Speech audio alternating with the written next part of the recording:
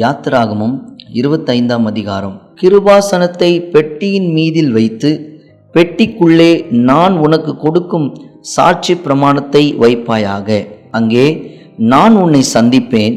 கிருபாசனத்தின் மீதிலும் சாட்சி பெட்டியின் மேல் நிற்கும் 2 கேருபீன்களின் நடுவிலும் இருந்து நான் இஸ்ரவேல் புத்திரருக்காக உனக்கு கற்பிக்கப் போகிறவைகள் எல்லாம் உன்னோடே சொல்லுவேன். சீத்திம் மரத்தால் ஒரு மேஜையும் பண்ணுவாயாக. அது 2 முழ நீளமும் 1 முழ அகலமும் 1.5 முழ உயரமுமாய் இருக்க கடவுது.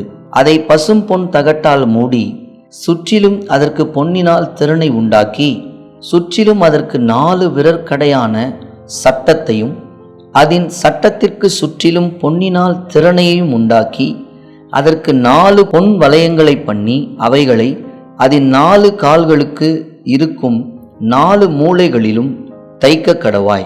அந்த வளையங்கள் மேஜையை சுமக்கும் தண்டுகளுக்கு இடங்களாயிருக்கும்படி சட்டத்தின் அருகே இருக்க வேண்டும். அந்த தண்டுகளை சீத்தி மரத்தினால் செய்து அவைகளை பொன் தகட்டால் மூட கடவாய். அவைகளால் மேஜை சுமக்கப்பட வேண்டும். அதற்குரிய தட்டுகளையும் தூப கரண்டிகளையும் கிண்ணங்களையும் பானபலி கரகங்களையும் பண்ண கடவாய். அவைகளை பசும் பொன்னினால் பண்ண கடவாய்.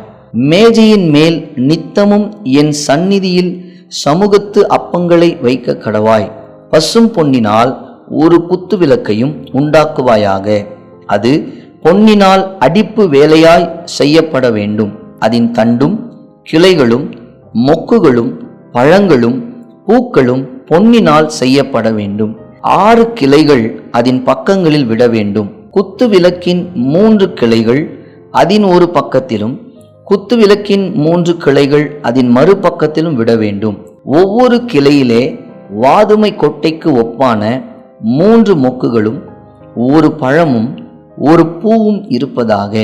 குத்து விளக்கிலிருந்து புறப்படும் 6 கிளைகளிலும் அப்படியே இருக்க வேண்டும்.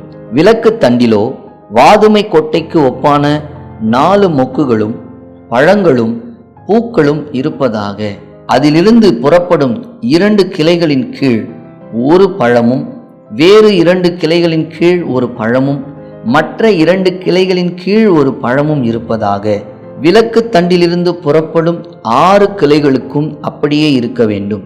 அவைகளின் பழங்களும் அவைகளின் கிளைகளும் பொன்னினால் உண்டானவைகளாக இருப்பதாக.